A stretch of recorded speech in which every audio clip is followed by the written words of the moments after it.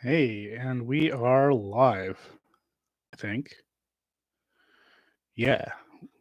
All right. Welcome. Good afternoon. Um, welcome to the first afternoon stream. And we are going to be finishing up. We're going to be putting the wing on this Black Doctor that we started last week. And we can talk about, current events if you want. You know, Today's just a good old hangout. Um, as I mentioned last week, I've started putting the recipe in the description. So if you want to know what goes into this fly, head down into the description. Um, yeah. So real quick, the thing about the Pryce-Tannat, the wing on the Pryce-Tannat version of Black Doctor is it is fairly complicated. Um, or I should say, not complicated, but full. There are, let me just check. 1, 2, 3, 4, 5, 6, 7, 8, 9 married, or 9 components between the underwing and the wing. And then there are, in addition, there's duck sides, mallard roof, and a topping overall, which is a fairly long list. If you think like um, some of uh, um, the hardy, I believe it's the hardy patterns only have like 4 things in the main wing, and then like tippet underwings. Uh, yeah, so that's a fair number of things that we have to put on the fly. And the thing is the tippets are tied in strands, strips of golden pheasant tied over, so that's 2 different tie-ins. Um, and then married strands of scarlet, blue, yellow swan, florican, bustard, peacock wing, and light mottled turkey tail. Which isn't terrible. It's interesting that it includes light mottled turkey tail and peacock wing, um, as well as florican. Uh, now, again, because of the way the recipe reads, it could be interpreted as florican, comma bustard, or um, because of the enthusiastic use of commas, you might assume that they added an extra comma between florican bustard, and it's just florican. Um, However, most people I've seen, and the way I like to interpret it, is that the florican and the bustard are separate. So it's florican and speckled bustard, quarry bustard. Let me just adjust the height of this a little bit. Again, wearing my dark sweatshirt won't be feasible in a month or so when it gets to be warm here. So I've laid out all my wing materials. I got my tippets, golden pheasant tail. I have my dark mottled turkey, or rather light mottled turkey. This is fairly dark actually, but I don't have a whole lot of light colored mottled turkey. I suppose I could tie with cinnamon, but this is good enough. I have peacock wing, and it is this peacock wing and not the primary fillet feathers, but these mottled secondaries. Now, the one thing about peacock wing, I think I mentioned before, is that the fibers on the secondaries don't tie particularly large hooks. One way to get around this is to put the peacock at the bottom of the wing, because those fibers don't need to be quite as long, just because of the curvature of the wing. The other option is to use something like this zebra penciled turkey. Now, I don't like to use penciled turkey as a peacock sub because, as you can see, the barring tends to fade towards the tips of the fibers. And it just doesn't result in as distinct of a wing. So I'd much rather tie real peacock wing in short at the bottom of the wing than lose the distinctive barring by using a substitute. And this is the best penciled turkey that I've got. Penciled zebra penciled turkey. So it doesn't get much better than this, and as you can see, this is much more distinct. I've got some real florican bustard. I managed to snag a pair, I think, from Jens Pilgaard at one of the shows. I've had this pair for quite a while. I use it very sparingly, but might as well break it out today. Big old package of duck. This is how I keep my duck feathers all together. And then instead of swan, like usual, I'm going to be using dyed white turkey tail, just for the ease of use and convenience. That's what I've got on hand. All right. Just put away unnecessary things. And let's get started. Now, I've already started my thread. Most of you who have been with me before would know that at this point, I would have switched my thread to black thread.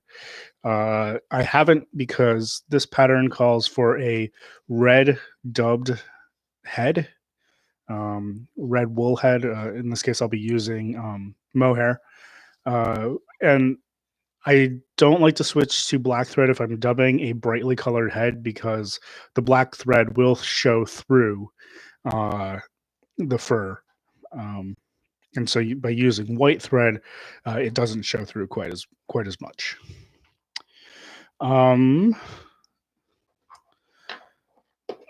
Sorry, my desk is just a little bit of a mess. I've got feathers everywhere because I have been tying a lot this week. A lot of these classic Cahill style or Catskill style dry flies.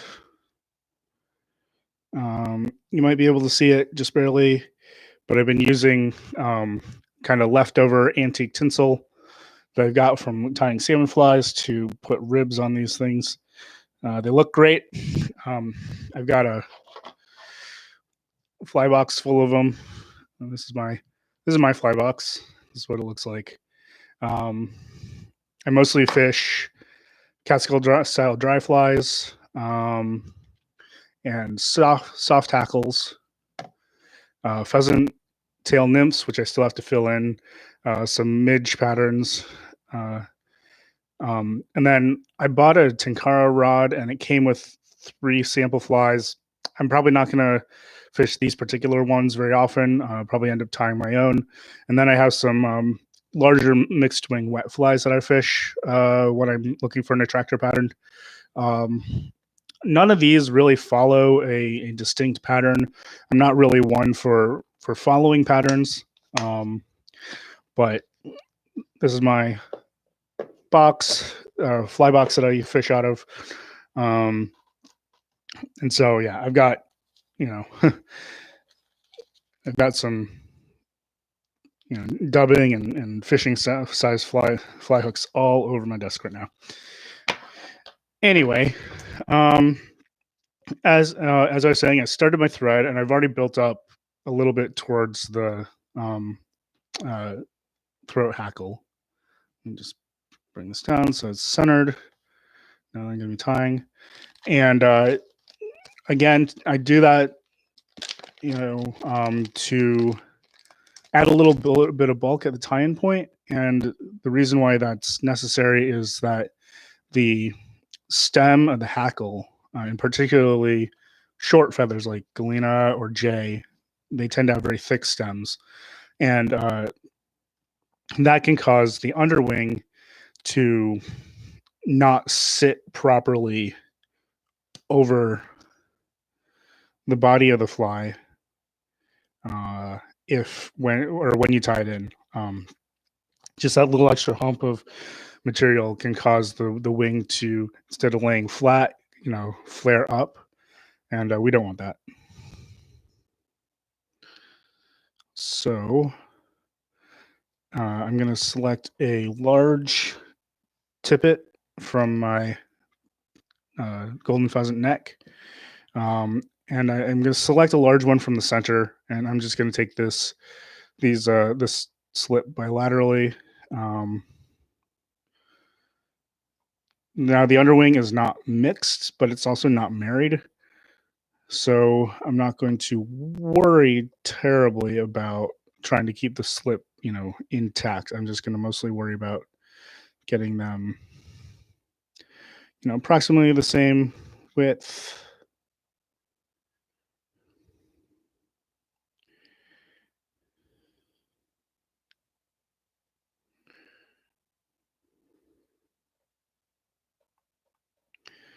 All right.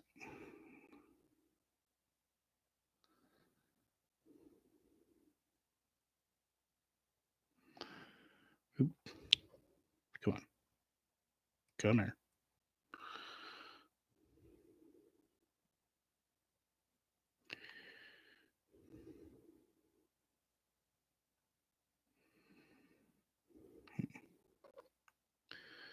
Okay, so my left side one is just a little bit thicker,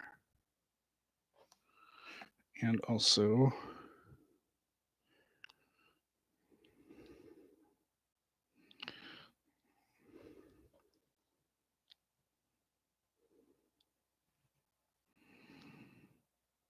uh, bar. The bar across the slip was just a little bit at the wrong angle. That's pretty good. We'll just tie this in. Now there's always going to be just a little bit of flaring when you're tying in slips. That's okay. The key to that is just tie them in long, and then just as things pile up on top, they'll push it down a little bit. But everything goes in for this underwing in slips. And golden pheasant tail. I can squeeze the amount of length I need out of the gold tail for this application.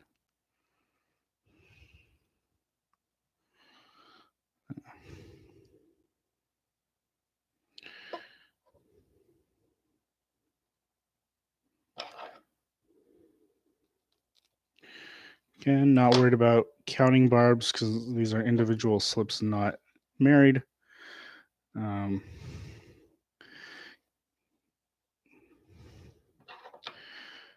as I've said before, it's less important that your wings have the same number of fibers and more that they're the same width. Your right and your left may have different thicknesses of fibers, and that can affect how robust your wing looks. And you really want, when you're tying in your wing, to have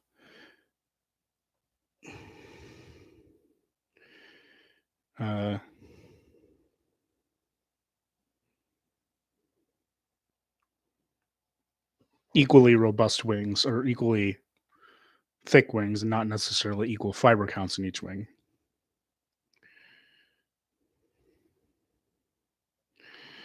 All right, so that looks pretty good. As usual, I'm going to trim off the excess. Just make sure it's centered.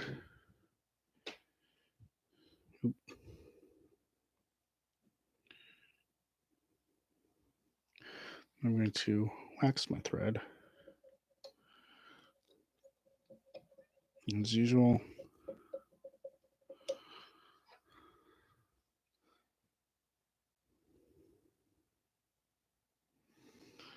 Bind everything down.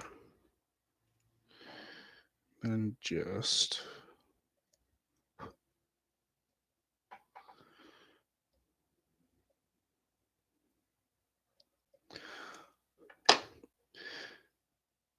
Now, I do have one exciting announcement. Well, it's exciting for me because it means improving these live streams. Um, Thanks to some generous purchases of flies from my Etsy shop, uh, I have been able to purchase and order a mic, a freestanding mic to use on the live streams. That way, I don't have to use the headset. Um, However, it will mean that when I turn to get things on my box out of the toolbox, um, you guys won't be able to hear me. But hopefully, I won't be talking that direction too much anyway. Um, but I will be able to have a mic like right here, just out of the shot, that I can uh, talk into, and I won't need to wear the headset. And hopefully, it'll be better sound quality. One thing I did realize after ordering it is that because everybody has to stay home for the coronavirus shelter in place or quarantine or whatever you want to call it. Uh, my neighbors are home for most of the day, and they are very loud. um, we live in an apartment, and our upstairs neighbor has very heavy footfalls, and it's not just like heavy footfalls, but it does sound like he's trying to, he or she or whatever they are, children or somebody up there is trying to smash their way through the ceiling of my apartment down into it, just using their feet. So we'll have to see how that goes, whether that becomes a problem or not. But that is exciting because hopefully that means my sound quality be better, and also you don't have to. I won't look like a gamer geek quite so much.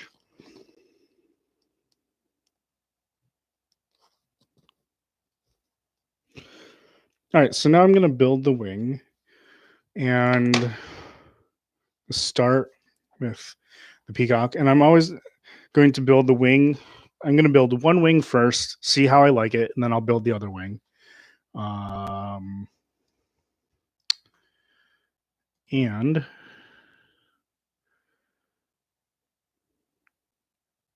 just trying to think of what order I want to do things.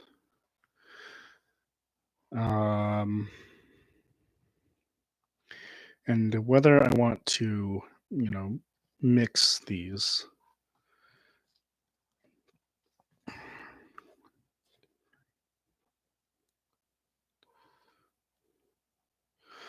So my plan is to use about 3 fibers of each component to start with and go from there.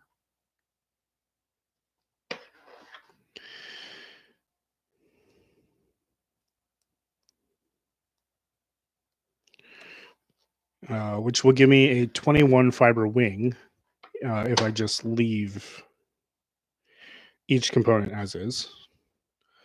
I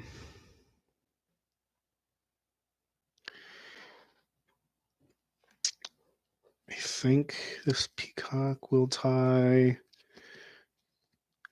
a regular 2-aught wing. I think it should.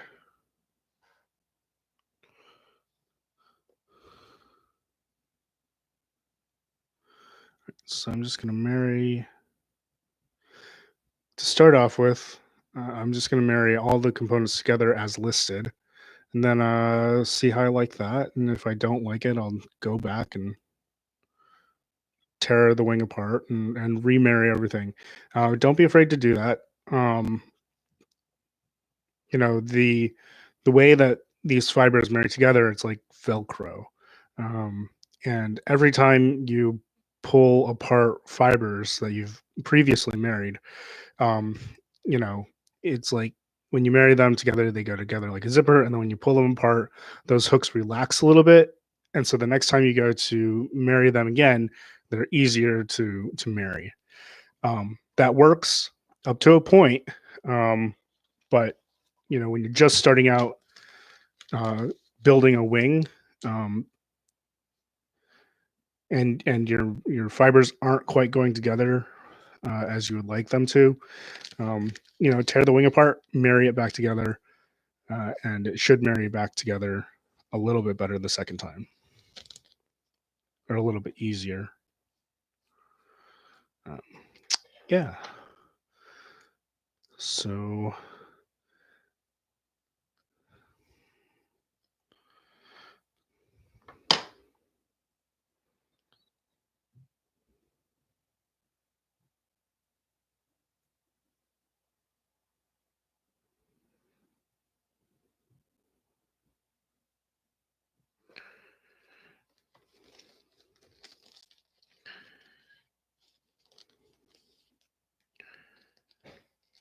okay.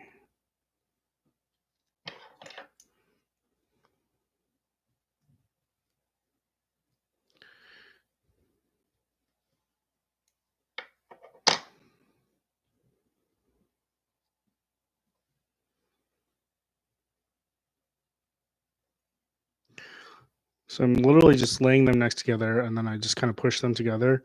And if they don't want to Velcro, zip together quite right, like if there's a particular section that's not being, compliant, I can just put my fingers on either side, and then I just kind of wiggle it back and forth until it does.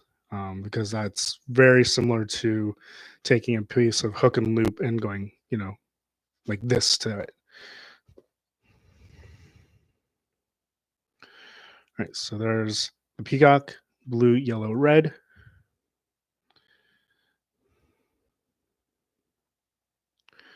Actually, I think the yellow's got a twisted barb. Oop, nuts. All right.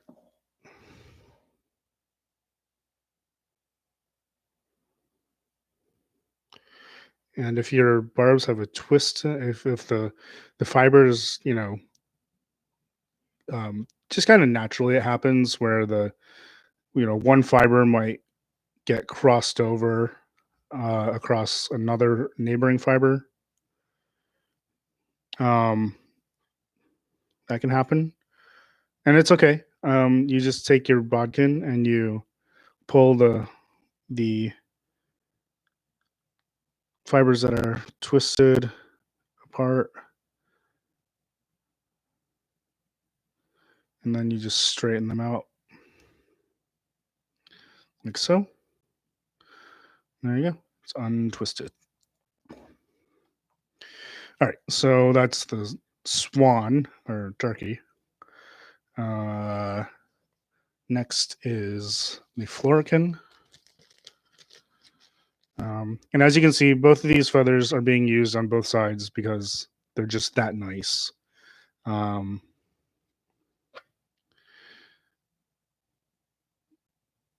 I think I'm gonna have to take.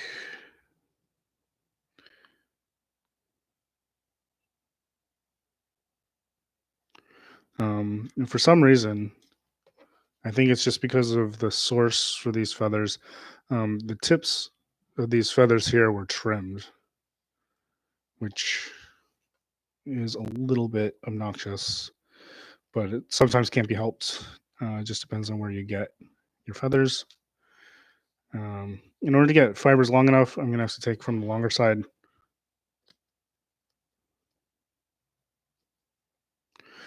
Florican's a great feather to work with. It's difficult to get your hands on to get ethically sourced florican. Um, there are a few sources that I would trust. When he was selling materials, Jens Pilgard was one.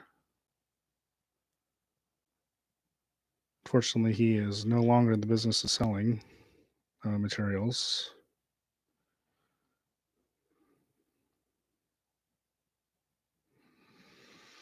All right, speckled bustard. As I've said, this speckled bustard came through the quarry bustard species survival plan or program, and I said I'd look into the changes, and I did, and it's one of the zoos is not. I think it's one of the zoos is not accepting like third party donations. So if you like tried to donate through John or something like that, they weren't accepting it. So the recommendation was to donate to one of the other zoos instead, one of the other participating zoos. Um,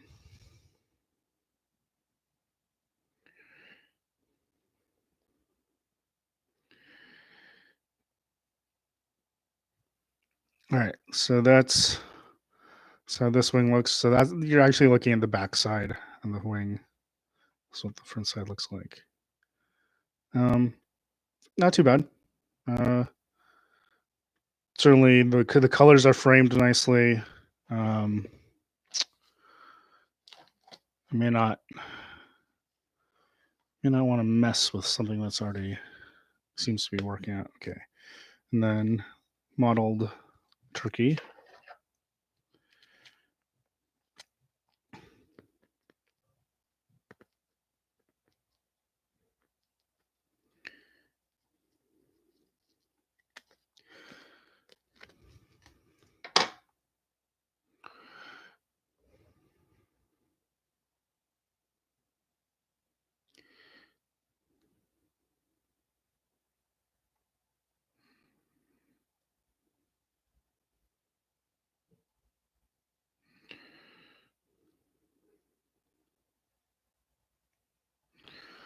All right. There's the fully married up wing.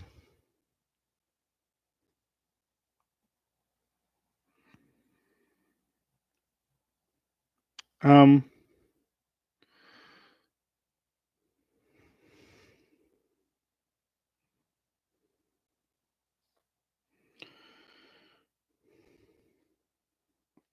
yeah, I don't know if I want to mess with that. I mean, it looks fine as it is. I think if I were to do any mixing, I would probably take the speckled bustard and distribute it amongst the color between the colors, the colored the dyed turkey rather. However, then that would leave the florican next to the mottled turkey, and those are fairly similar in pattern, even if they're not the same in color. So yeah, I don't think I'm gonna mess with the the order of things, just because I think this kind of pattern it looks nice. There's nothing wrong with it. Um, Maybe a little chunky, but nothing wrong with it.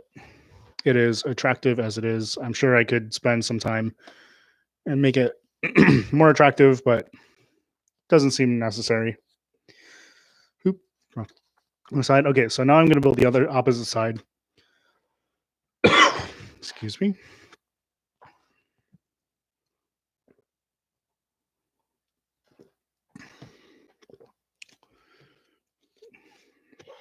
And we're just going to do the same thing, same order, same number of fibers, and then we'll compare the dimensions of the wing, see if I need to make any adjustments.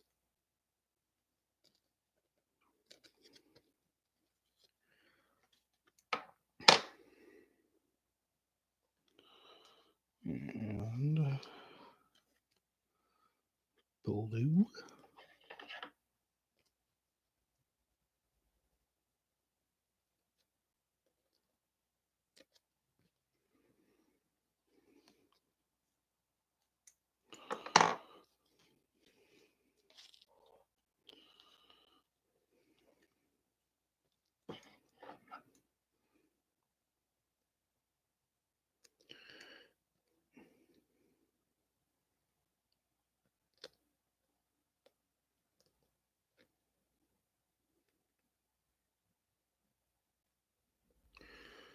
Hmm. There you go. I was like, why wasn't that fiber coming loose? I guess it just didn't cut all the way through it.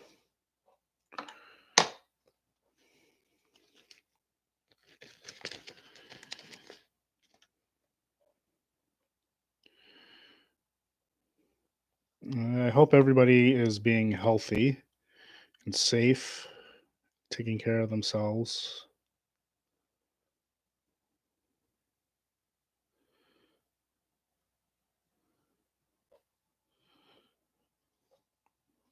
And I really thank you for hanging out with me today on the live stream. I think one of the kind of incredible things about what's going on now is the way people have been coming together to support artists and such.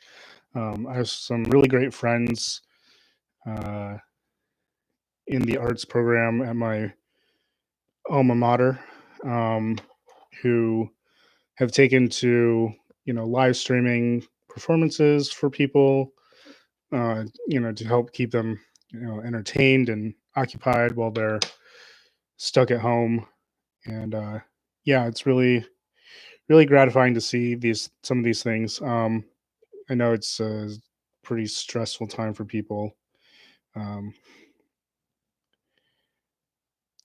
as I might have mentioned, I am a microbiologist by training, and I'm currently back in grad school to become an epidemiologist. And you can bet your bottom dollar it's pretty stressful for, stressful for the experts right now as well.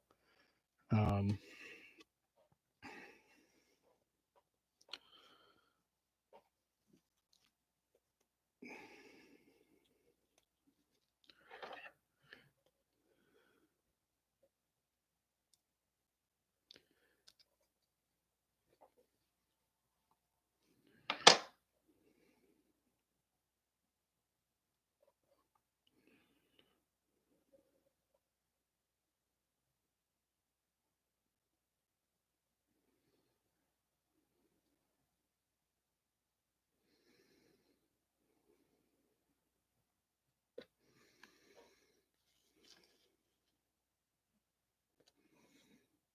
oop, nuts.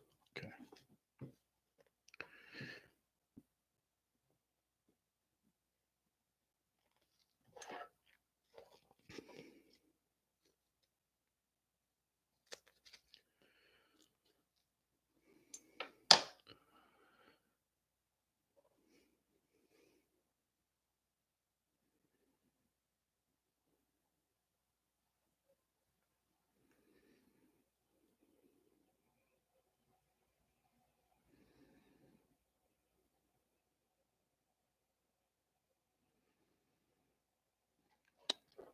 Okay.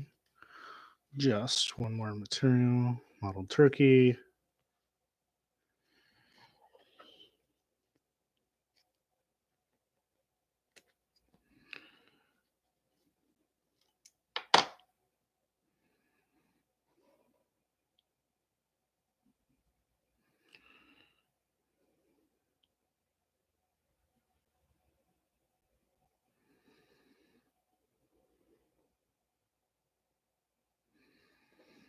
Okay.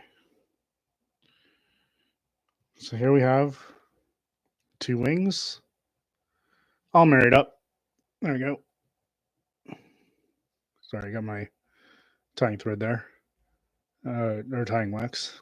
All married up, ready to go on the fly. I'm gonna put them back to back, roughly.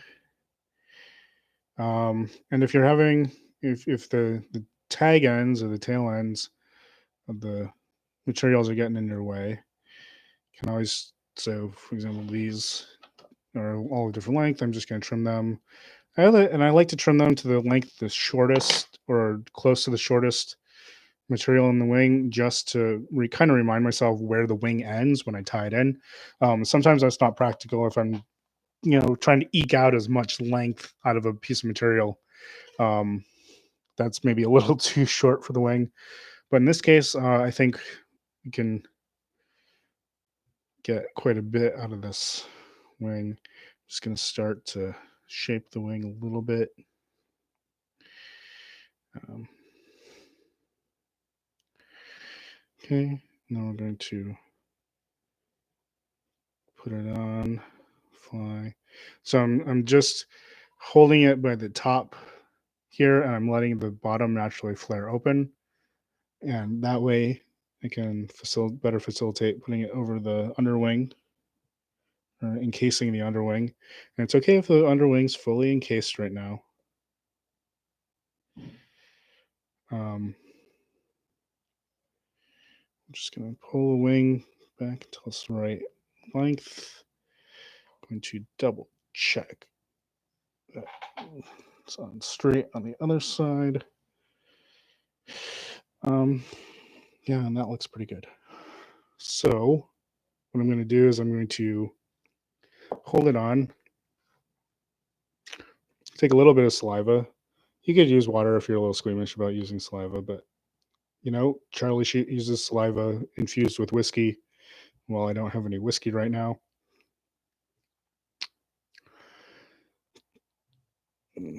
And I just want to dampen the feathers, or the fibers, the wings at the tie-in point on both sides. And that just softens them down a little bit so that you can start to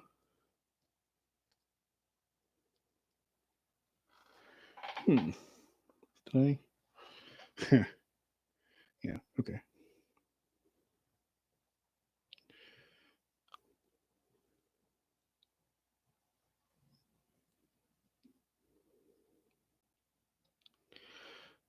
Silly me. I'd managed to get the tag end of the peacock stuck in the blind eye. Oops.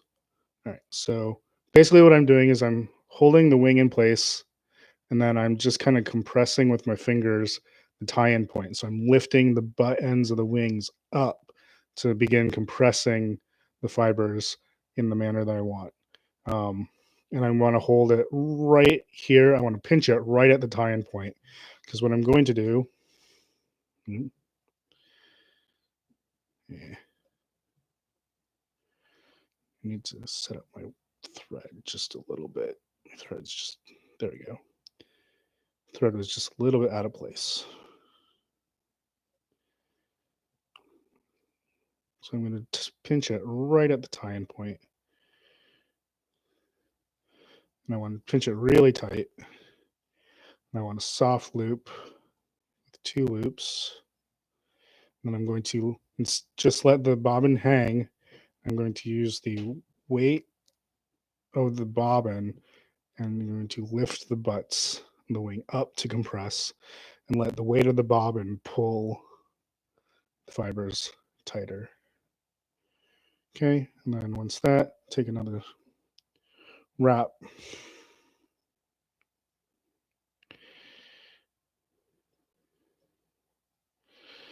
That should be a set wing. Good collapse there, good collapse there. So basically what you're doing is you're taking that big chunk of wing fibers and you're smushing it with the thread. But if you think of the fibers as stacked up like this, what you don't want them to do is bend or bow out like this. I don't know if you can see that. So you want them to squish one on top of the other, and not for them to, get all crinkled up. Now you're always going to get a little bit of displacement, just because it's impossible to squish all of that mass into a small with the thread, but you want to try and minimize it as much as possible. All right, so I've taken about 4 wraps of thread there just to secure the wing in place. And I'm going to begin trimming away, and I'm going to trim it a little bit at a time with, you don't need to take the entire butt ends off all at once. Just want to trim and shape. So how you trim your underwing is or how you trim the butt ends of your wing is kind of going to set what shape your head's going to be.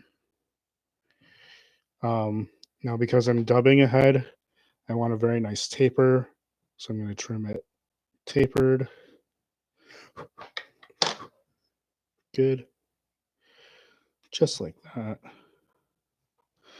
Now I'm going to... no. All right. I need to fix this thread. Yeah, so for some reason or somehow this particular spool of thread, got a little bit tangled up. I've got like a bird's nest, and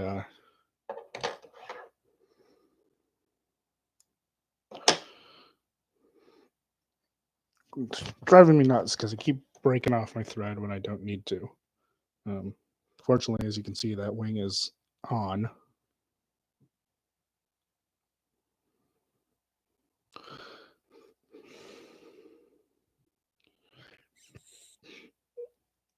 I think one of the really important things about when something like this happens is don't panic. Don't panic. A lot of people will panic and end up accidentally ripping the wing out.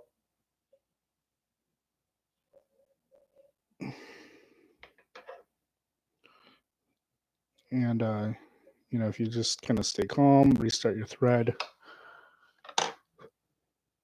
you'll be fine. Okay. Now, as I was saying, I'm going to wax my thread, bind down the butt ends. Then we'll tie on the sides and the roof.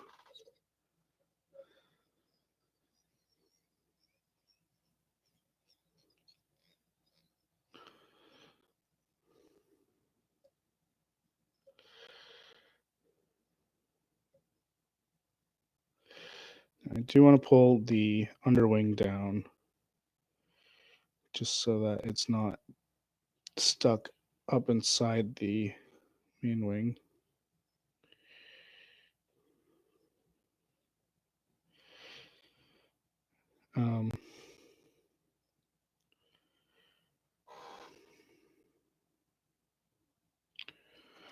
There we go. So that way you can see, kind of like the platonic ideal of a salmon fly wing is that you're supposed to be able to see all of the components all at once. Yeah, I guess.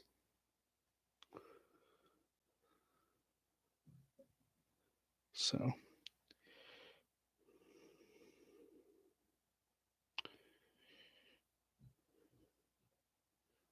all right. So that turned out pretty nicely.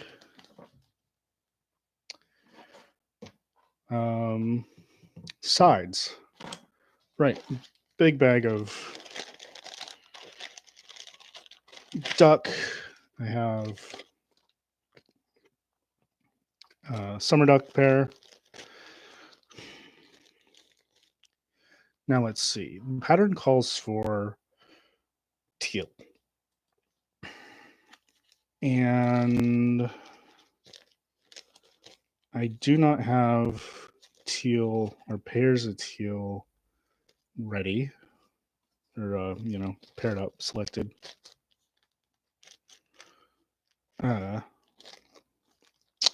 But I do have Gadwell, and Gadwell, like teal, has very distinct and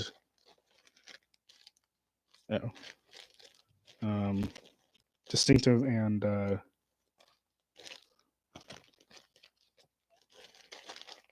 striking, I guess is the word, striking barring.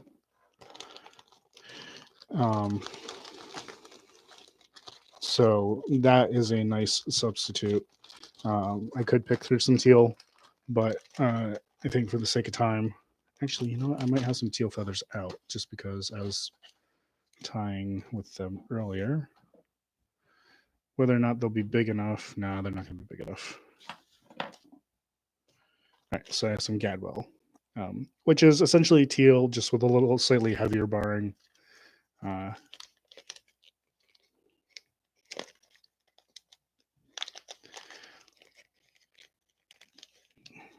For the amount we're going to use in the fly for the sides, it'll look right. Come on. There we go.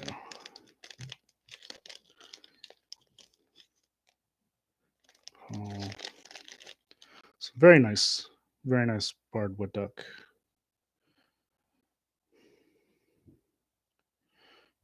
going to now we're going to tie all the duck on for one side, and then all the duck on for the other side, uh, reversing my thread in between.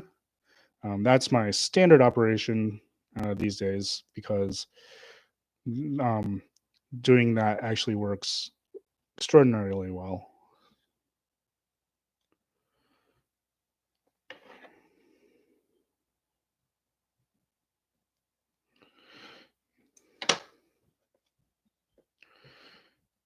And the reason for that is because duck flank is such a soft feather and it crushes easily. Um, the direction that your thread is going when you tie it in is actually really important for how the flank or for how the fibers will lay down. So I'm just going to put the size on one side. I'm going to grab some mallard.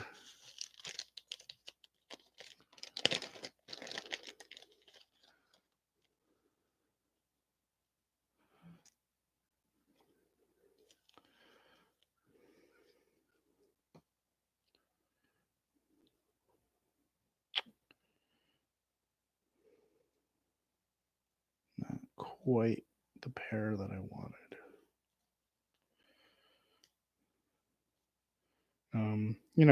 I'm just trying to match a right and a left for both color and length of fiber. Um, when you're tying in a mallard roof, like we're doing here, uh, the kind of important fiber part of the fiber actually is the gray bit at the base. So if you look at like a mallard, bronze mallard flank, right? If you look at the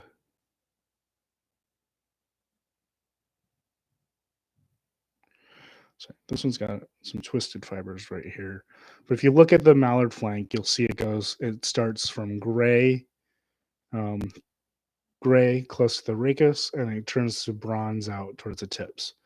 And the actual important part is the gray bit, because that's where you tie it in, and it's also how you get it to follow the curve of the wing. The bronze parts are actually fairly stiff, and they won't curve. They're not easily um, curved into shape like the gray part. So you want the ideal bronze mallard slip will have a significant part of it be actually the gray part. Then I'm just going to tie it over the top like so. All right, so that's one side done. Again, I'm going to trim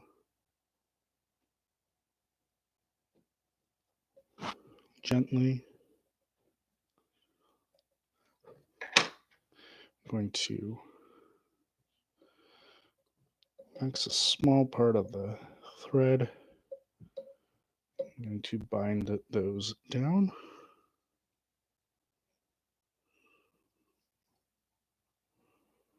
I'm going to take my tying thread. Come on.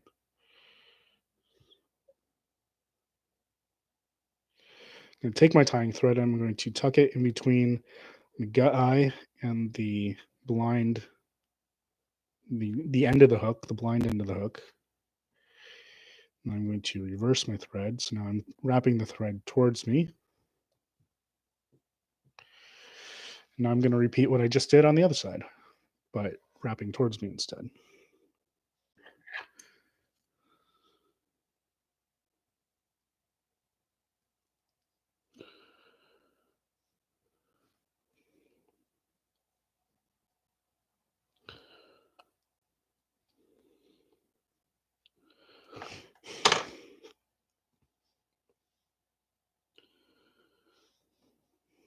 Okay. Gadwell.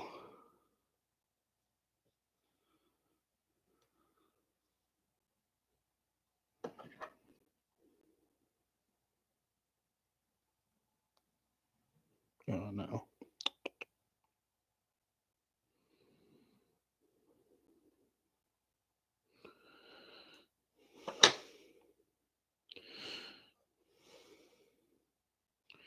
So I have Gadwell and I have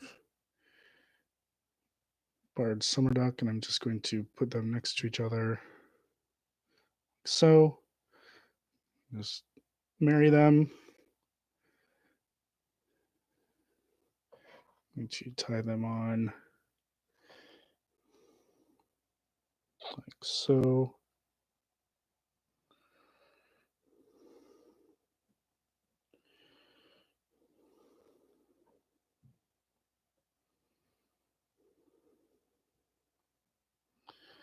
Again, because I'm wrapping towards myself, they should lay flat. That's a really, really good trick for getting duck to lay flat when you're applying it to a fly. Reverse your thread.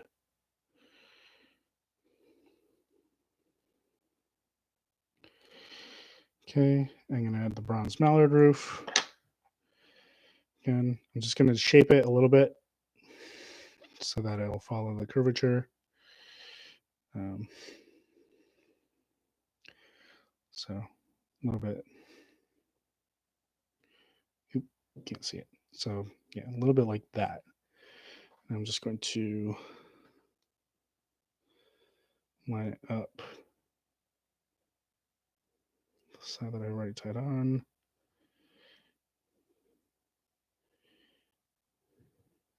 It gets tied right on the top of the wing so that they meet right in the middle. If you need to, you can just kind of scrunch them together. And there you go. That's how you tie on duck really easily. Now, if it had also called for some other sides, maybe like chatterer cheeks or, jungle cock, reversing your thread is also a good way to get those things to lie on flat as well. And I would tie, in this case, I would tie everything on one side and then everything on the other. That is an option. Or you can reverse you can tie on the duck and then tie on the the chatterer or the Indian crow or jungle cock separately and reverse your thread between each like layer. That is also an option. Uh, uh, my personal choice, and it's just a personal choice, would be to tie everything on at once, I think. Just because then you reduce the bulk of the thread bulk just a little bit. But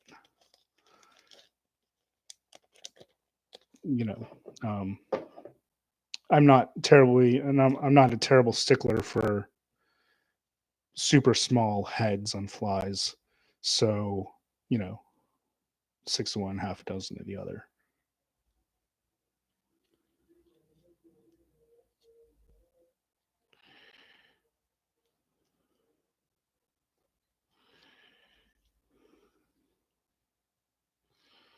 All right, just put away the bronze mallard so it doesn't go flying everywhere. And this is just hairline bronze mallard. It's pretty nice stuff. Fortunately, bronze mallard generally is pretty easy to work with, so like I said, you just need to have that gray portion close to the stem to help shape the roof.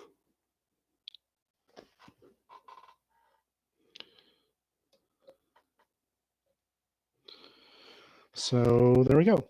Now the only thing I have to add is the topping, and I've already pre-selected a crust. Going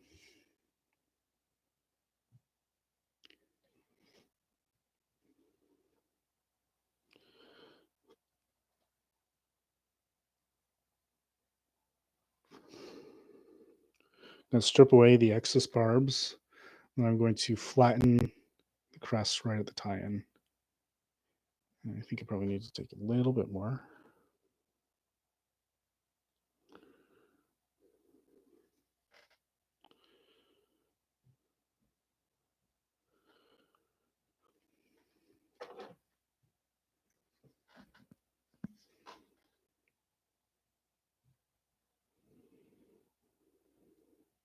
And I'm just using my flat nose pliers to flatten it right there.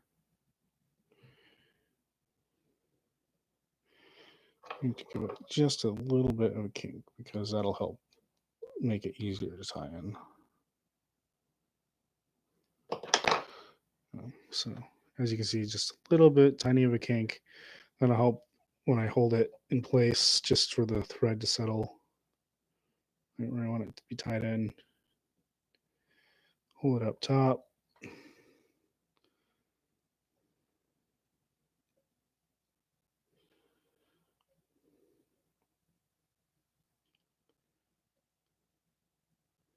Should just settle. And I can use the butt end, the spare end of the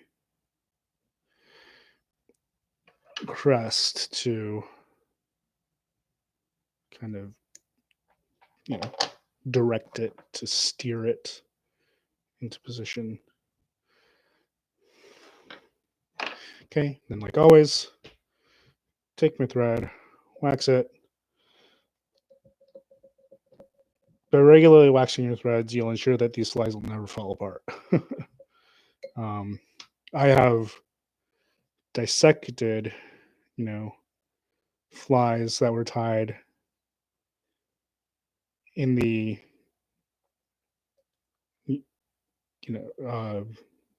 early 20th century, and they are practically glued together using tying wax. And even though the tying wax has hardened and become immalleable, or not almost as hard as plastic, really, the flies are still as solid as the day they were tied. So I'm going to wax my thread, grab my dubbin, just a little bit of scarlet mohair.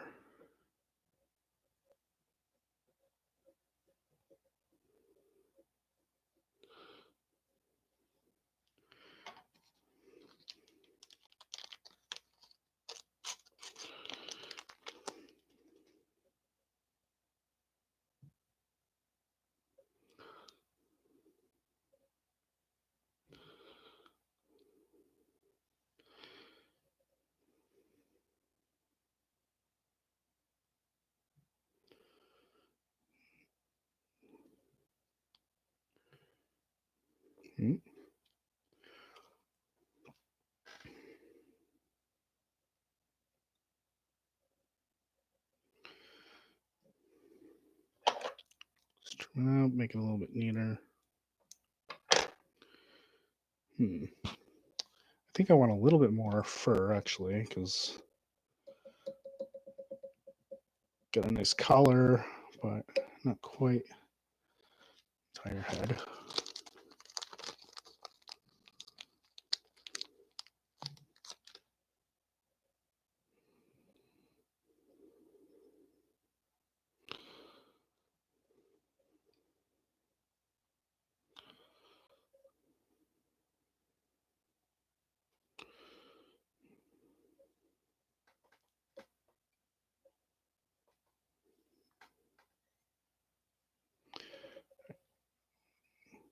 Now, the nice thing about having a kind of base of waxed thread is that now I can just use with a little body heat, I can secure everything just by gently melting or softening the wax under the the dub's head and then pressing it gently in. It kind of holds the dubbing a little bit more firmly in place, and it makes the head just a little less fuzzy or a little less, um, wild.